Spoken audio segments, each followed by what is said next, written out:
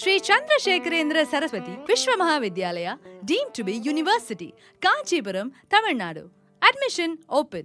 Apply online at www.kanchiuniv.ac.in.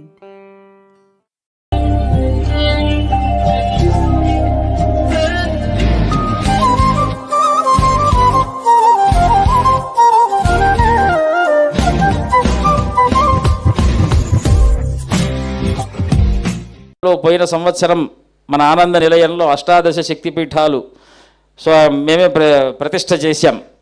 ఇందాక మన హరీష్ రావు గారు చెప్పినట్టుగా అక్కడ అనాథ శరణాలయం, వృద్ధాశ్రమం, వైద్యాలయం, ఇప్పుడు దేవాలయం, ఇక రాబోయేటువంటి భవిష్యకాలంలో అదొక ప్రపంచానికి ఒక విశ్వవిద్యాలయం.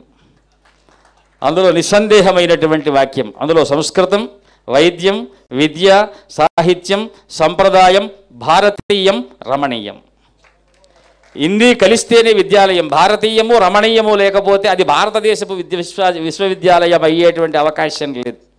కాబట్టి అట్లాంటి ఉద్యమమైనటువంటి ఉన్నతమైనటువంటి ఉద్యమాన్ని ధర్మముతో కలిపి నడిపించాలి అనేటువంటి సహృదయం ఎప్పుడు కూడా శతంజీవో వర్ధమానః ఇత్యభినిగమో భవతి అన్నట్టుగా వారు నిండు నూరేళ్లు దాటి బతకాలి.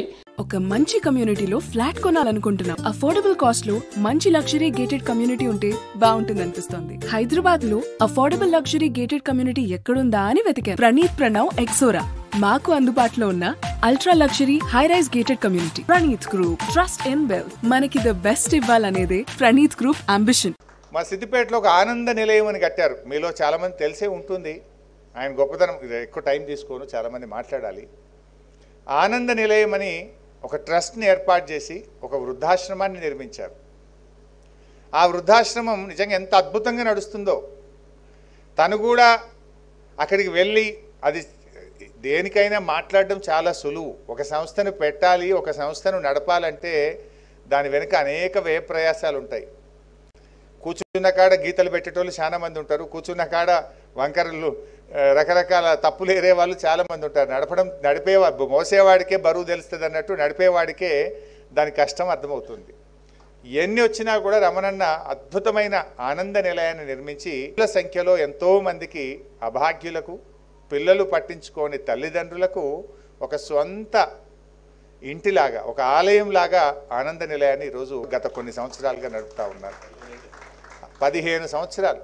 ఒకసారి ఊహించండి, 15 ఏళ్ల కింద అక్కడ ఒక ఆనంద నిలయం కట్టాలంటే ఎంత కష్టమో ఆలోచించండి. 15 ఏళ్ళుగా అద్భుతంగా నడుస్తూ ఉంది. ఈ మధ్య ఒక చిన్న ఉదాహరణ చెప్పి ఎక్కువ ముగించాను, కానీ నాకు రిక్వెస్ట్లు వస్తున్నాయి. అన్న, ఒక ఆనంద నిలయంలో మా బంధువుల అమ్మ వాళ్ళ ఆవిడ ఉంది, ఒకసారి అందులో ఒక అడ్మిషన్ ఇప్పిస్తారంటే మా వైకుంఠం సార్కి ఫోన్ చేసి చెప్పినాను నేను, ఒక చూడన్న ఒక అకామిడేషన్ అన్నా అని. అంటే అంత గొప్పగా నడుస్తుంది. ఎక్కడెక్కడి నుంచో, ఆంధ్ర నుంచి, 2 తెలుగు రాష్ట్రాల నుంచి కూడా ఆనంద నిలయంలో అడ్మిషన్ కావాలంటున్నారు. అంత అద్భుతంగా నడుపుతూ ఉన్నారు దాన్ని. అంతేకాదు అక్కడ చిన్న పిల్లల కోసం సాయిబాబా గారి కృషితో అప్పుడే పుట్టిన పిల్లల నుంచి 5 సంవత్సరాల వయసు ఉండేటువంటి పిల్లలకు ఉచితంగా గుండె శస్త్రచికిత్స చేసే అద్భుతమైనటువంటి ఆలయాన్ని కూడా, వైద్యాలయాన్ని కూడా అక్కడ నిర్మించారు. దాని వెనుక కూడా ఆ ల్యాండ్ ఇచ్చి దానికోసం కూడా కృషి చేశారు. విద్యాలయం వచ్చింది, అక్కడ వైద్యాలయం వచ్చింది, అక్కడ అష్టాదశ శక్తిపీఠం కూడా ఏర్పాటు చేశారు. అంటే అక్కడ చూస్తే వృద్ధాలయము, వైద్యాలయము, అష్టాదశ శక్తిపీఠము, విద్యాలయం, ఇన్ని తెచ్చారు.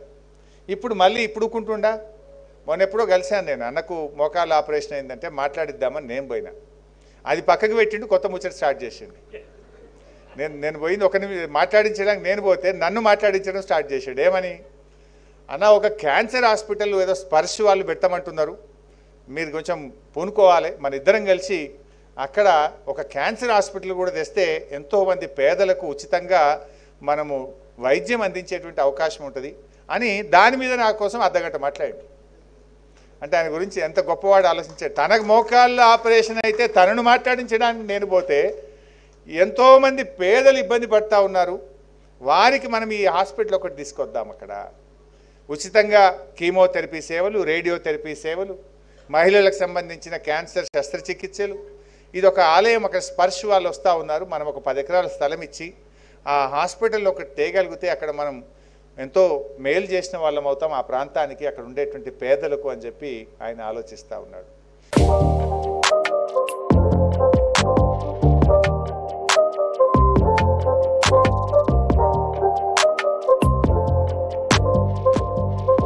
ఆయనేం రాజకీయ నాయకుడు కాదు, ఆయన ఏదో ఎమ్మెల్యే కావాలి, ఎంపీ కావాలి, పోటీ చేయాలనే ఆలోచన అసలే లేదు.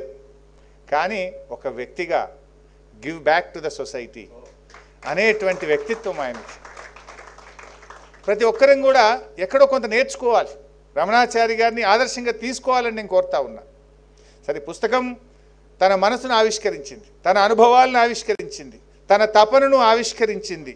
అంటే ఒక కార్య సాధకుడిగా నీలో నిజాయితీ ఉంటే ఒక కార్య సాధకుడిగా నువ్వు ఎలా సాధించవచ్చో ఆ పుస్తకంలో చెప్పాడు. ఎక్కడ తగ్గాలో, ఎక్కడ పెరగాలో, ఎలా మెప్పించాలో, ఎలా ఒప్పించాలో అద్భుతంగా ఆ పుస్తకంలో రమణాచారి గారు వివరించారు.